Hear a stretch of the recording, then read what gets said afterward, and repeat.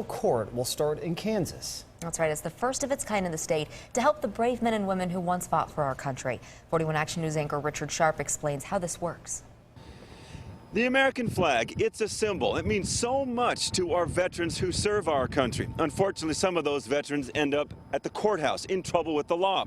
Well, for the first time ever in Kansas, there is a court, a veterans court, that can give those veterans a second chance. I think it's very needed. Almost 2 years ago, Johnson County Judge Tim McCarthy noticed a lot of veterans coming through his courtroom. The computer department found out that it was 62 with active cases and 100 on probation. So the judge went on a field trip to Missouri, places like Clay County Court, where a veterans court already exists. I was in a regular court prior to this, and it didn't help me at all. It actually, I just kind of kept getting worse. It definitely saved me, and that's why I definitely believe it's going to save a lot of veterans' lives. A veterans court gives those in trouble an alternative.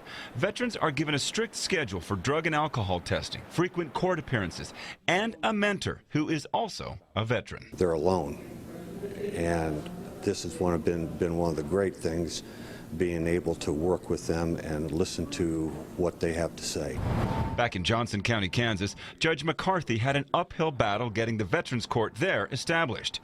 John Gersel, a Vietnam vet and a defense attorney, was on the steering committee for the court. For the defense attorneys to buy into it, you had to convince the veteran, why should I stick my neck in the noose of even harder requirements? It took 18 months of wrangling and planning, but it worked. This week, the court will be the first in Kansas to cater to veterans. Just by virtue of the fact that they're all veterans, they kind of connect, and you can feel it in the room when you visit these other courts, and I'm sure you will in ours too. In Olathe, I'm Richard Sharp, 41 Action News.